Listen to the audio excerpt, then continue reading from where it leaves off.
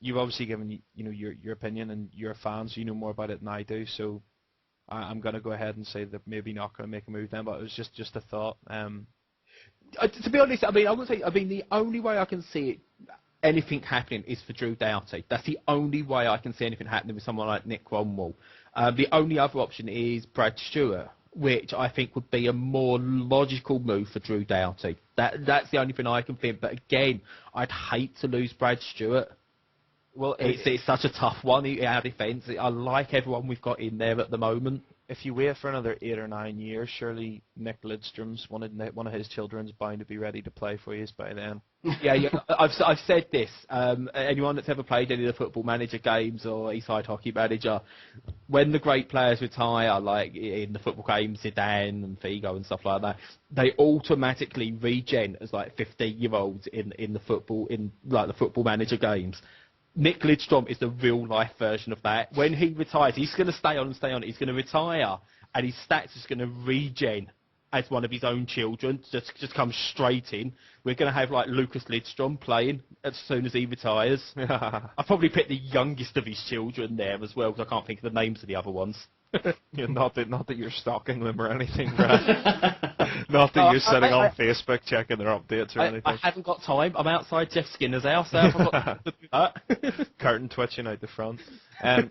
Right, obviously, this may be a bit of news you'd like to break, as it involves your two favourite things, octopy, and the Red Wings. So go ahead, Brad. Oh, is this the fan who was fined for throwing an octopus on the ice? Yes. Got away with it because the copper didn't turn up at the court case. Yeah. Yeah, good. See what Janne was saying about the Red Wings getting lucky? Turns out their fans get lucky as well. So, to be fair, it wouldn't surprise me if the copper didn't turn up on purpose. I remember hearing that the policeman who had to arrest him for it wasn't happy at having to do it. He was no one wanted to go and do that arrest or follow that up because Gary Bettman and the Penguins didn't like it. I'd have done it to a Wings fan. I'd have used excessive force as well. Yes, I mean, as a tradition, obviously you're aware of it, Janne. Yeah. What do you think of that as a tradition? I think it's a great tradition. I don't think it's something that should be banned or penalised. It's been part of the Red Wings' history and part of the folklore of NHL for so long. And when I heard that the NHL was demanding that it was going to be banned and the guy was thrown out and he was arrested and he was going to be fined for it, I thought that's just ridiculous. Guys have been doing that for God knows how many years in the NHL now, and it's just part of the playoff tradition.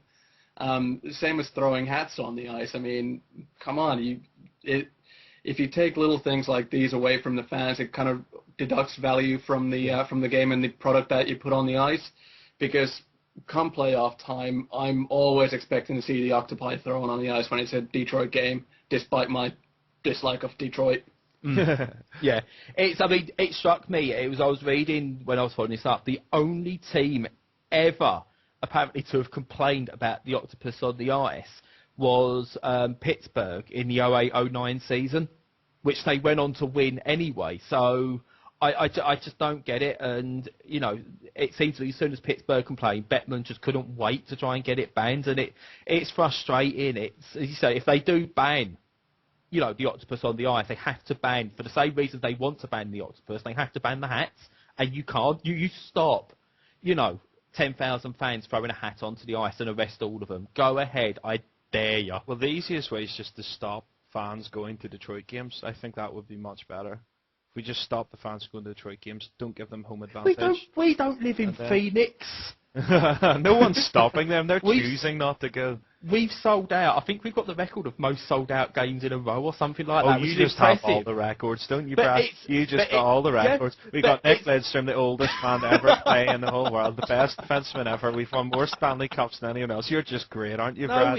No, I'm not that, but we're I know, that's Montreal. Third. Yeah, we're third, aren't we, on the record list or something like that? Montreal's first, and then... Yeah. So I can't remember who's next, but I know we're not, we're third.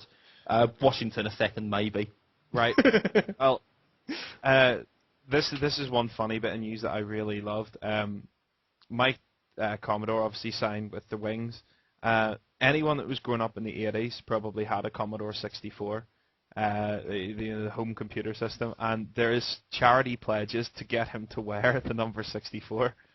So that he will be Commodore 64, which I think that's absolutely brilliant. I think it's very lighthearted, and if he can raise money for charity, if the people donating the pledges said it will be a charity of his choice, I think we will see him wear 64 next year. I think I'll put a pledge in for that. I don't know. You have to send me the link. I saw it and didn't follow the link on it. You have to send me the link, Evan. But I'll throw $5-10 into that well, just for the hell of it. It should be a great cause. Speaking of which, Janne, what number do you wear? I wear number 8. 8th. That's the number I wore in rugby. But that's because you have to wear that number depending on the position you play, unfortunately. Yeah. Just quickly, last week I gave credit to Brian Burke for going to Afghanistan on July 1st. Now, we were podcasting on July 1st, and the podcast went out on Sunday. I was absolutely horrified to read that people were giving him crap about being there, saying that where his priorities lay, and all this complete and utter BS. I think that your priority should always lie with your country and with soldiers, and not obviously priorities lie with soldiers. You know what I mean? I think that him showing that respect, I think, is far more important than July 1st to an ice hockey team, and that's me speaking as a Toronto Maple Leafs fan. I think it's disgusting that fans would say otherwise when their troops are out there protecting their freedom. It just seems ridiculous to me. But I love Brian Burke's response. Sorry, go ahead. So, to be honest, before you get on to response, to be honest, I totally agree with you. Right? Brian Burke, we live in an age now where communication is instant. He's across the other side of the world, but he's not at the same time. We're not living, in the 70s or the 80s where, it would be difficult to, do your business while you're on a trip like that.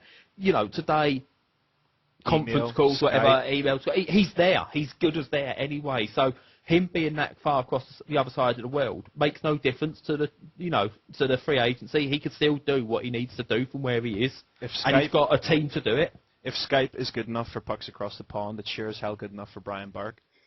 I love Brian Burke. Like, he's just every time I hear him talk at the press conference, like, first of all, I want to thank the media for coming out. It's a hard job you guys do. You always assemble on short notice. Really appreciate that. Second of all, I want to thank the player. The player is very, very good for our team. Key part of our process. I want to thank him for his services. This next player that we're signing is a very good player. I think he's a player that's going to help us for the long term until I trade him. And I think that things in Toronto are going to get better. And thank you all for coming out. And it's just listening to him mumble through press conferences. I can't believe you lied to Janne. You told him he was our only guest. I know, ladies and gentlemen, thanks to Brian Burke for coming on to the show. No, I must admit, impressions are not something that I would class as my strong suit, but it's hard not to want to do an impression of him.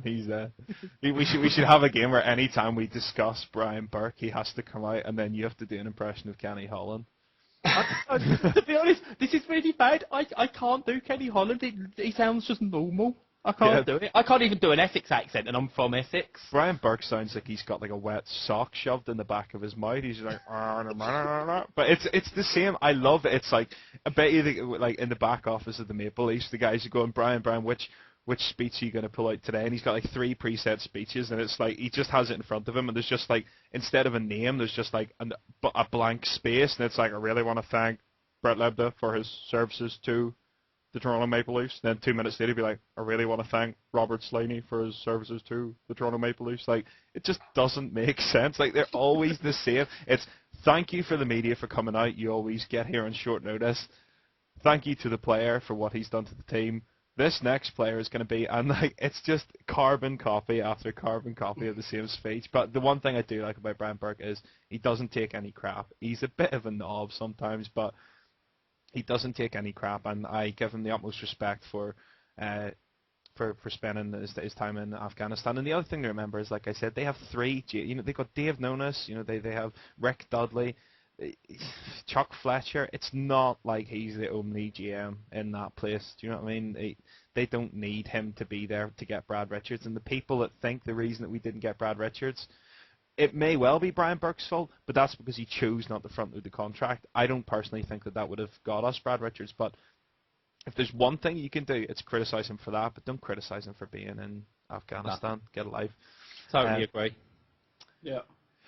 Right, well, now we're going to shift the attention to Mr. Janne Vertinen, who has obviously been here and given us his joyous feedback. We're going to have to get a sound effects board, Bradley, so we give a big round of applause, and then we can play. Hey, if we get a sound effects board, we're doing it like, I forget what his bloody show is, but what Colin Murray's show is, you do the sound effects board because you sound like Colin Murray. Oh yeah, of course, because I'm from Northern Ireland, so we all sound we all sound the exact same here, Hey. People get really confused when you walk down the street because someone will call your name and you'll be like, oh my God, Colin Murray wants to call my name. We just all sound like him. You must all get really excited walking down the street in Belfast. Oh, everyone else is Colin Murray. Because, look, say what you will about Northern Ireland, at any given opportunity you could run into Snow Patrol, Ash, Colin Murray, you could run into all sorts of class names like that. I live in Essex, okay? Not only do I sound like Jordan, I've got bigger tits than Jordan.